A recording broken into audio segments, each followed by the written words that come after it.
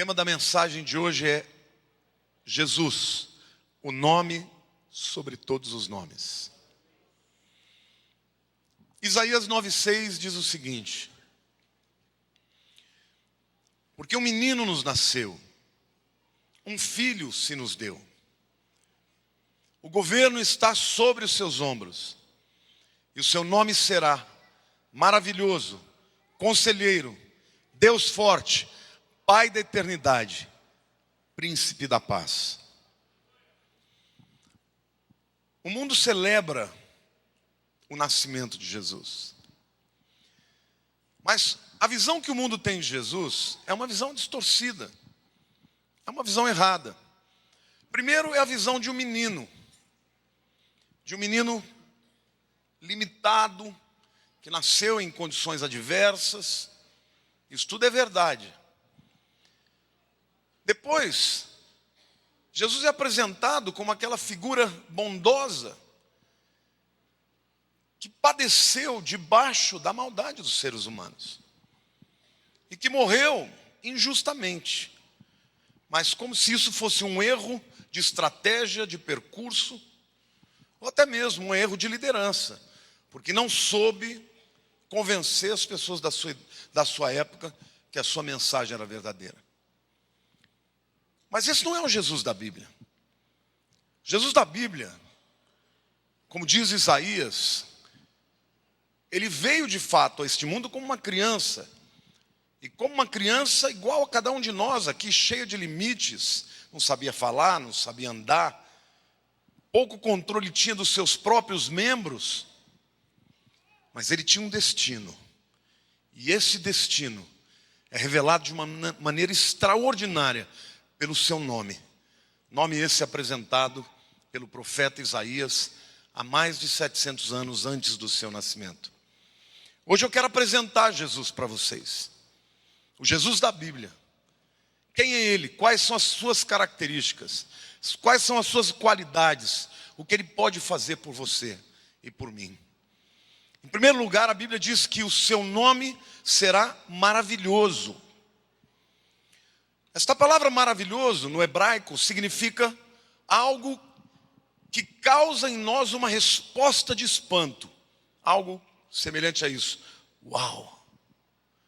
Você já viu algo extraordinário, grandioso, e você não conseguiu deixar de ter essa expressão? Uau! Maravilhoso. Maravilhoso é extraordinário, é grandioso. É uma palavra que significa milagre. E desde que Jesus entrou ao mundo, ele se tornou um instrumento de milagre. Instrumento de Deus nas nossas vidas. Todo mundo que está aqui, certamente, todos vocês nasceram da semente de um homem e de uma mulher. Ou um casal que se amou, ou até mesmo pela fertilização in vitro hoje. Mas todos nasceram de maneira natural, através da semente de um homem e de uma mulher. Jesus não. O seu nascimento foi milagroso. Ele veio por intermédio de uma virgem. Não por uma relação sexual. Mas o próprio Espírito Santo foi quem fez com que Maria concebesse. Por quê? Por uma razão simples. A Bíblia diz que por um só homem entrou o pecado no mundo.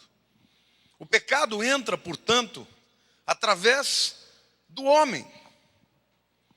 Embora Eva tenha pecado primeiro, o pecado só passou para a raça humana quando Adão pecou. E essa é a razão porque Deus não podia permitir que Jesus tivesse a semente de um homem. Porque senão ele que viria para ser o Salvador não pudesse salvar. Jesus nasceu em condições milagrosas. Mas Jesus viveu em condições milagrosas. Desde que ele foi batizado e ungido pelo Espírito Santo, a sua vida foi marcada por milagres.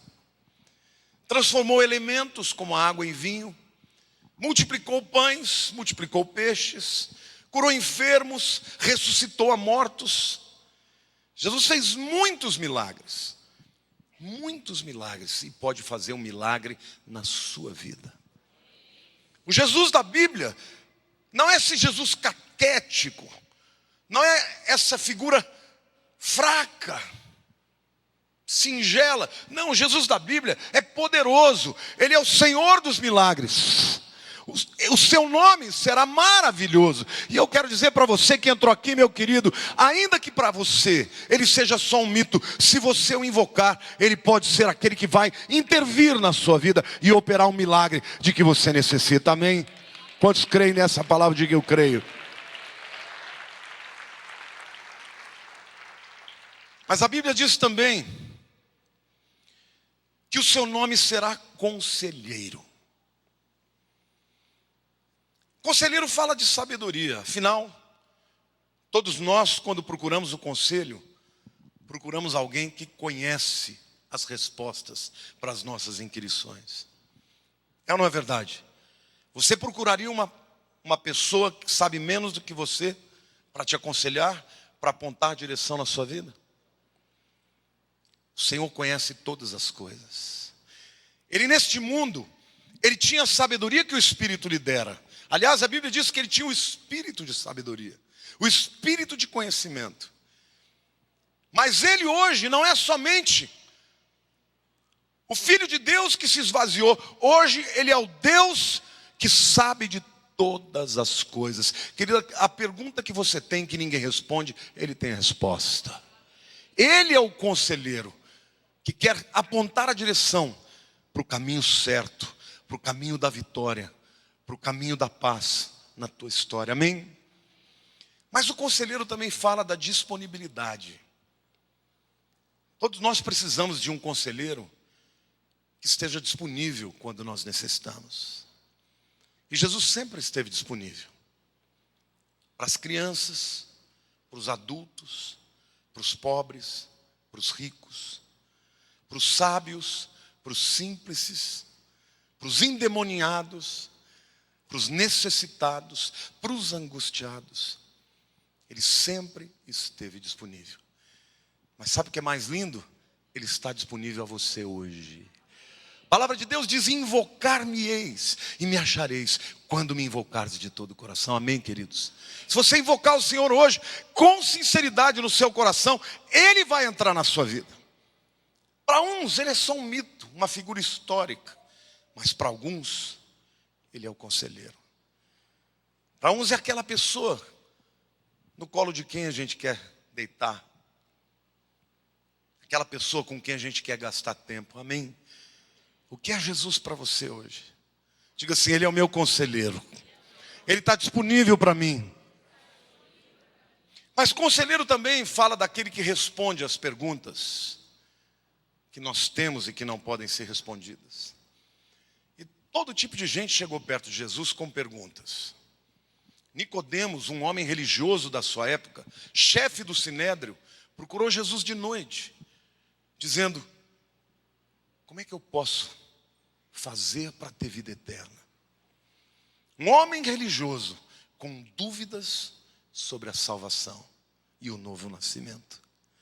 Outros chegaram perto dele, críticos, religiosos, adversários, e na verdade lançaram perguntas para lançá-lo ao erro, para jogá-lo ao erro. E para todos eles Jesus tinha uma resposta. Não a resposta do revanchismo, não a resposta do repúdio, não a resposta da raiva, mas a resposta da parte de Deus. E eu quero te dizer hoje, querido, Jesus tem respostas para a sua vida. Muitos são os filósofos, muitos são os sábios desse mundo, mas nenhum deles pode responder às perguntas do seu âmago, da sua alma. Só Jesus.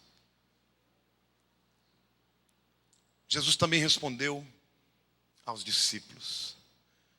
Respondeu perguntas do tempo e da eternidade, do agora e do depois. Qual é a sua pergunta para Jesus? Você entrou aqui com algumas dúvidas, com algumas perguntas? Ele está aqui em espírito e em verdade. Toda vez que alguém fecha os olhos e abre o coração, pode entrar em contato direto com Ele. Muitas vezes na minha vida, eu perguntei coisas que ninguém podia entender. Algumas vezes nem balbuciei uma palavra. Mas a Bíblia diz que antes que uma palavra saia da nossa boca, Ele já conhece o nosso coração.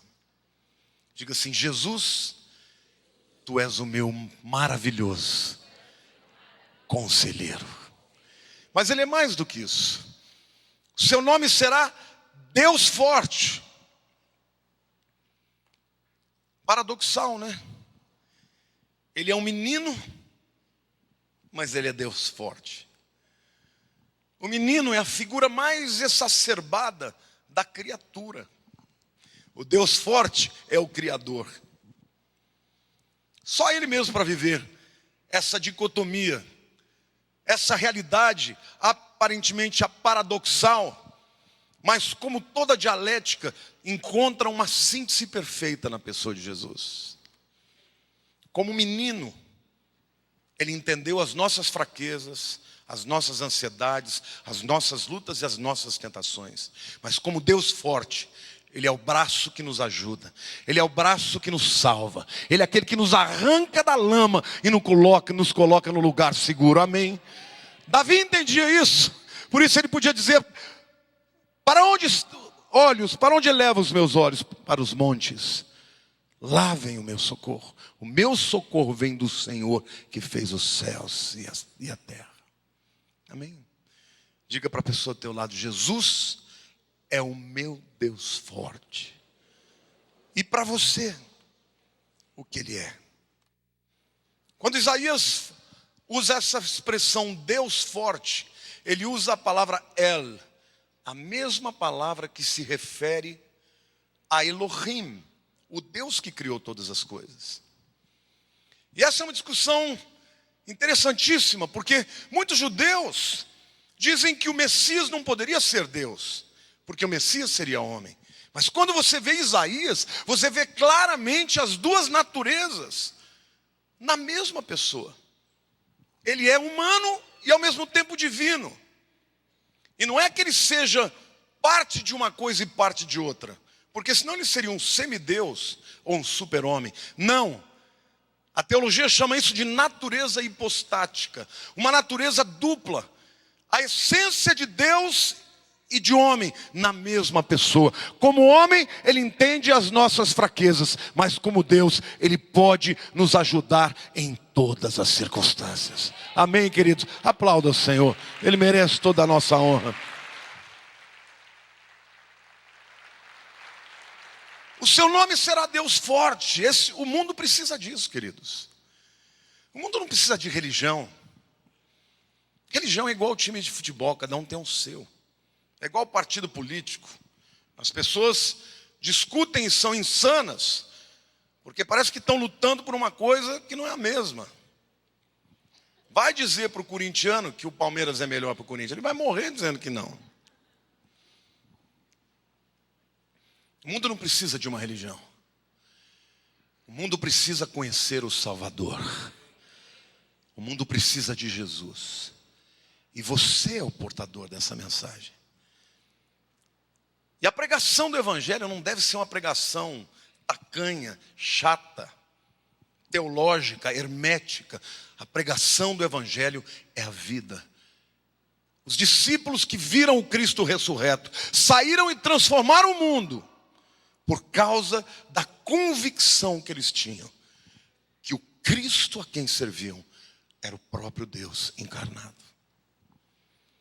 Diga assim: o meu Jesus é maravilhoso, é conselheiro, é Deus forte e é Pai da eternidade. Mais uma vez um paradoxo. Alguém que nasce e que está acima da dimensão do tempo. Porque eu não sei se vocês sabem, mas o tempo é uma das dimensões do universo. Einstein, na teoria da relatividade, ele explicou muito bem isso. Se você altera o espaço e o tempo e a velocidade, se você altera a velocidade e o espaço, você muda o tempo. O tempo é relativo, porque depende dessas outras vertentes. Deus criou o tempo como uma vertente. Mas como ele poderia efetivamente entender aquilo que nós sentimos? Então o nosso Jesus, ele entrou no tempo, ele se submeteu ao tempo, de maneira que ele pudesse fazer com que nós que somos temporais, nos tornássemos eternos. Amém? Em algum momento ele escolheu se esvaziar, lá na eternidade. Mas quando chegou a hora, que a Bíblia chama de plenitude dos tempos, o próprio Criador se tornou criatura. O próprio Deus se tornou homem. O Pai da eternidade se tornou o menino que nos nasceu, o filho que nos deu. Mas ele é o Pai da eternidade. Isto significa que ele conhece o teu passado, ele controla o presente e é Senhor do seu futuro. Amém? Talvez você esteja ansioso com o futuro, talvez você esteja com medo de 2016, mas eu quero te dizer, não temas. Não temas, como disse o anjo Gabriel, porque o Senhor é Senhor do tempo, Ele é Senhor do tempo, Ele é o Pai da eternidade. Amém, queridos?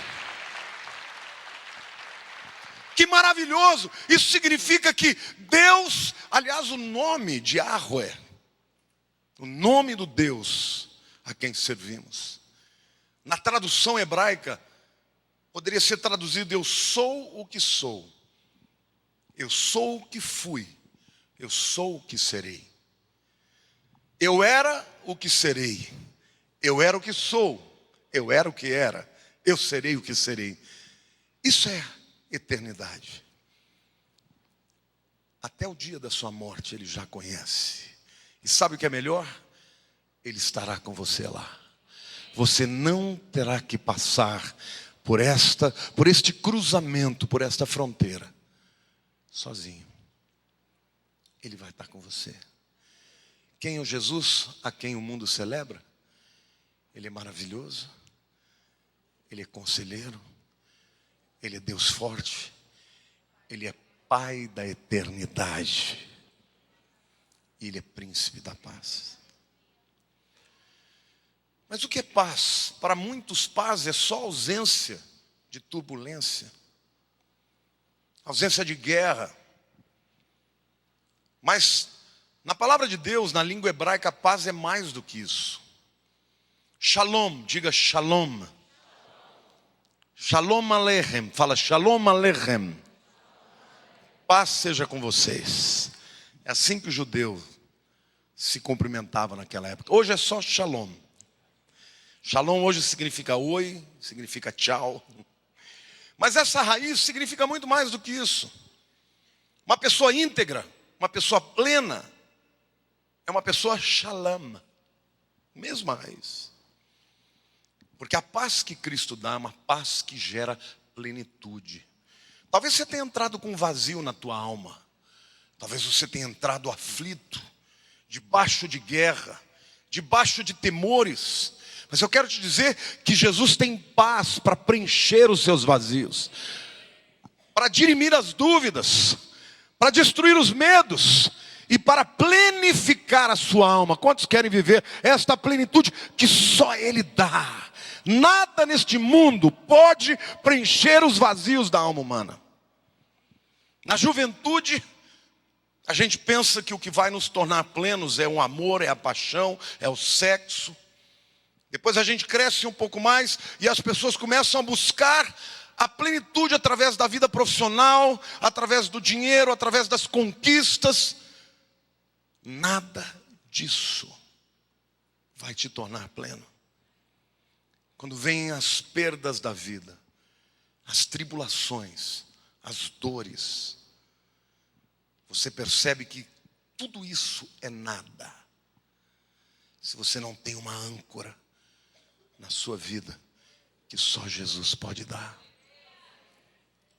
Por isso que ele dizia: paz seja convosco, não vou-la dou como o mundo a dá. Porque a paz do mundo é circunstancial, é intelectual. É a paz que necessita de uma conta bancária positiva, de uma perspectiva, de um prognóstico positivo, seja econômico, seja de saúde. Mas a paz que Jesus dá, ela está acima de todas essas coisas. A Bíblia diz: e a paz que excede o entendimento, a paz de Deus que excede o entendimento, guardará os vossos corações. Amém?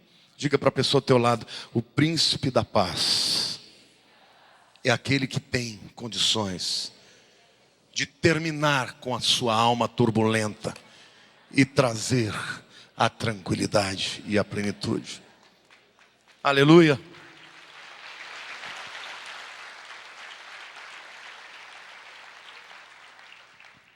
Mas a paz de Cristo, irmãos, ela na verdade ela tem um vetor positivo em 3 direções opostas.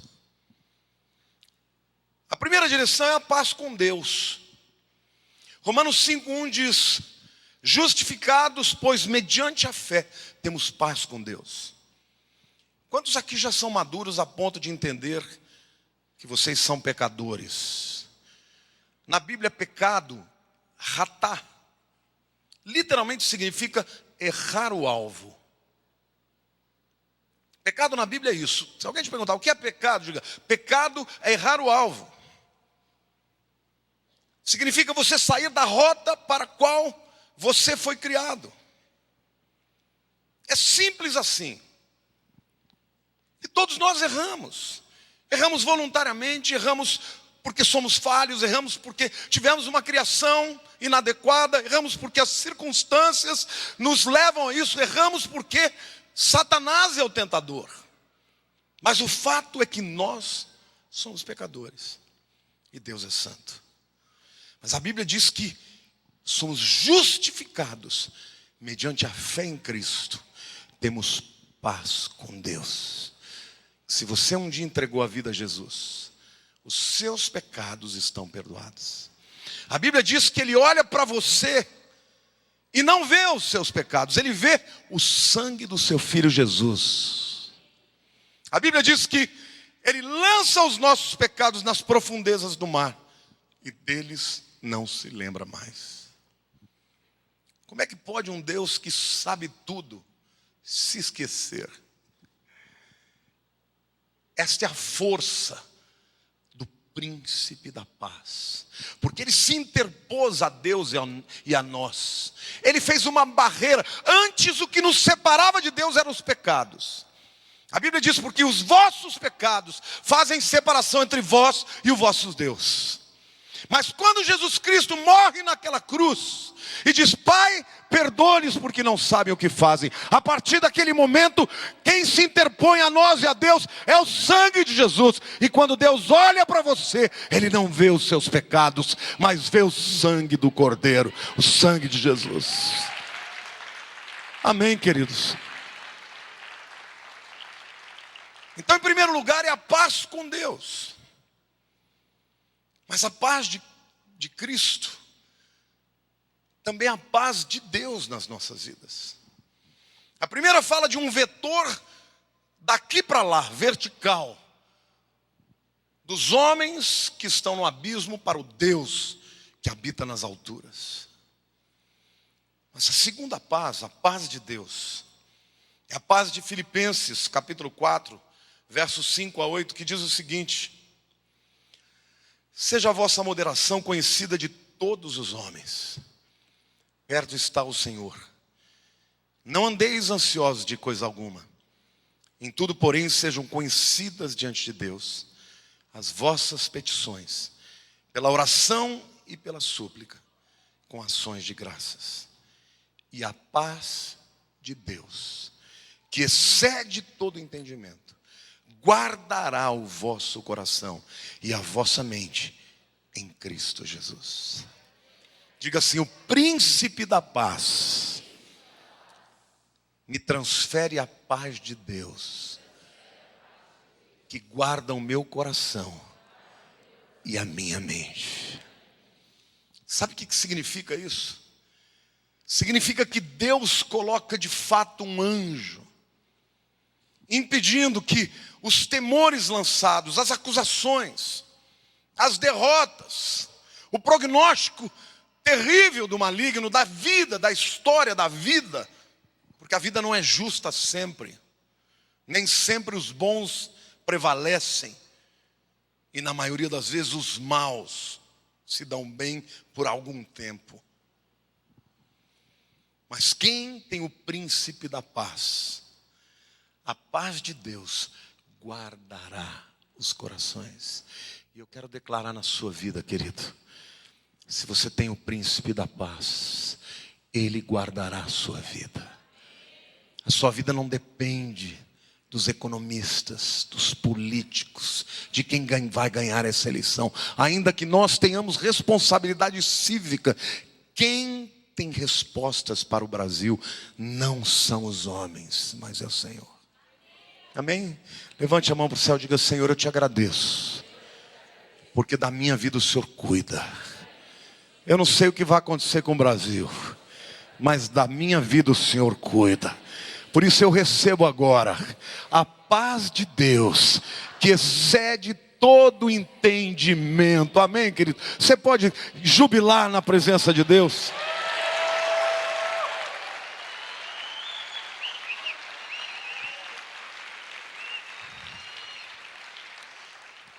Isso não quer dizer que você se torna um cristão e você assassina o teu intelecto. Eu não estou dizendo que você tem que emburrecer, tem que ficar doido, tem que ser um radical. Não, agora estou em outra, estou tomando santo daime. Não, não é isso.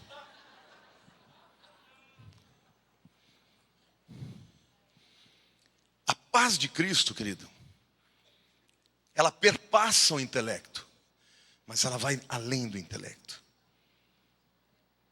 A fé cristã é absolutamente crível e explicável. Só que chega a um nível de profundidade que, se você não tiver o Espírito Santo, você jamais entenderá. Por isso que você pode chegar para uma pessoa e dizer: como é que você explica? Eu não sei explicar, mas eu sei o que eu creio e o que eu vivo. E é essa paz que Ele oferece a você hoje. Não a paz que o mundo dá, não a paz da conta bancária recheada, da empresa que está vivendo momentos de bonança, mas a paz no meio da tribulação, a paz na hora da morte, a paz na enfermidade, a paz na injustiça. Tudo isso você pode ter através de Cristo. Mas o príncipe da paz, ele tem um outro vetor. O primeiro é vertical. O segundo você introjeta na sua vida, porque é de você para você mesmo. É dele para a sua mente, da sua mente para o seu coração. Mas o terceiro é a paz na terra, aos homens de boa vontade. Deus não te chamou para ser brigão. Deus te chamou para ser pacificador. Bem-aventurados os pacificadores, porque deles é o reino dos céus. Amém, queridos? Eu não consigo entender alguém acreditar num Deus que manda matar os diferentes, que manda matar um indivíduo simplesmente porque crê diferente dele. Esses ritos, essas normas colocadas pelos homens mais separam do que unem. Jesus veio para nos reconciliar. E ser cristão significa saber amar o outro, mesmo que ele creia diferente. Sim ou não? Você é capaz de amar um budista? Você é capaz de amar um umbandista? Você é capaz de amar um ateu? Deus quer que nós amemos a humanidade, porque nisto sereis conhecidos que sois meus discípulos, se vos amardes uns aos outros.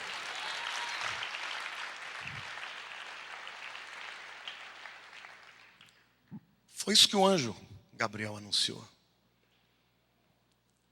Glória a Deus nas alturas e paz na terra aos homens de boa vontade. Isso significa que para isso ser operacionalizado na tua vida, você precisa ter boa vontade. Como tudo na vida, Só existe paz quando você aprende a negociar. Quando você aprende a ceder.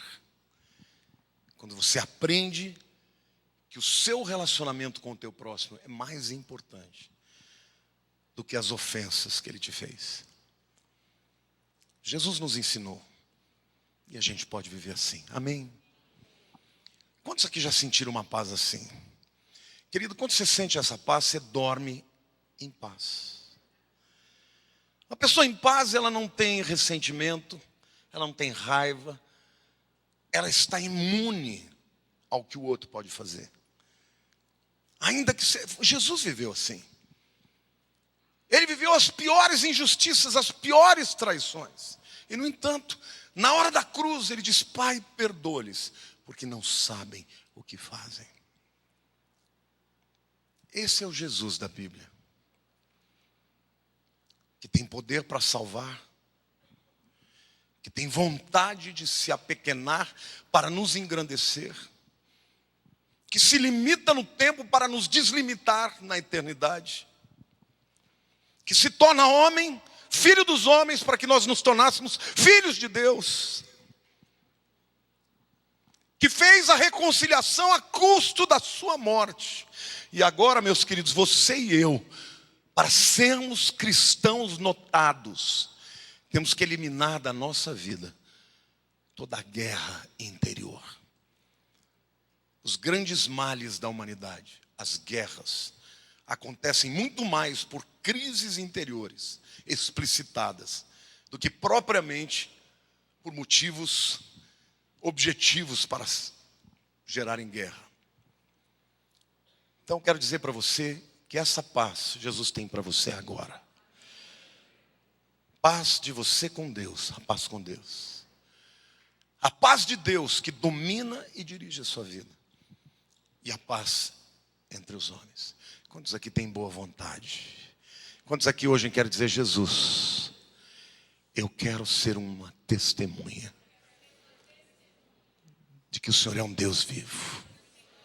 Que a minha vida, mais do que o meu discurso, mais do que as minhas palavras, que a minha vida revele o teu poder.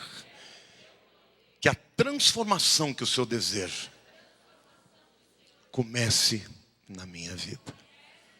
Amém? Então eu quero pedir para você ficar de pé. Eu quero chamar aqui o coral, o louvor. Nós vamos adorar o Senhor.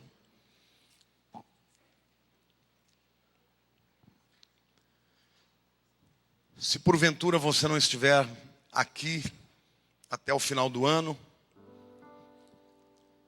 eu quero declarar a paz de Cristo na sua vida. Eu quero declarar que é possível entregar a Ele as nossas ansiedades. Porque a Bíblia promete que Ele cuida de nós. Amém? Põe a mão no seu coração e diga: Senhor, eu te agradeço. Porque o Senhor cuida de mim. Eu te agradeço. Porque Tu és maravilhoso. Tu és o meu conselheiro. Tu és o meu Deus forte. Tu és o Pai da eternidade. Tu és o príncipe da paz. Eu te agradeço, porque o teu chamado para a minha vida é me usar para propagar o teu amor e a tua paz nesse tempo de guerra, de rancor, de divisão, de temor, de sobressalto. Eu entrego a minha vida, meus temores ao Senhor, e eu sei, a tua palavra diz: entrega o teu caminho ao Senhor, confia nele e tudo ele fará. Eu entrego a minha vida ao Senhor e eu sei que o Senhor cuidará de mim, para a honra e glória do teu nome. Aleluia, querido. Você pode aplaudir o Senhor? Você que já entregou a vida para Jesus, talvez você tenha algo para entregar hoje.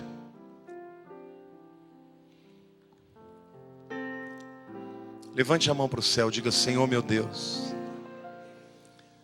eu quero experimentar os teus milagres. Eu quero experimentar as tuas maravilhas. Eu quero experimentar os teus conselhos. Eu quero experimentar o poder da tua paternidade, o poder da tua divindade e a paz que excede o entendimento. Eu declaro que o ano de 2016 será um ano maravilhoso, porque tu és maravilhoso. O ano de 2016 será um ano de sabedoria, porque tu és o meu conselheiro. O ano de 2016 será um ano em que o Senhor será o meu Deus. Será um ano em que eu experimentarei a proteção e a provisão do Pai eterno. E será um ano em que eu estarei firme na paz que excede o entendimento. E que o seu nome seja honrado e glorificado pela minha vida. Que a graça maravilhosa de Jesus, que o amor do Pai celeste e as eternas consolações do Espírito de Deus sejam com todo o povo de Deus, todos os dias, até a consumação dos séculos. Uma semana abençoada para você.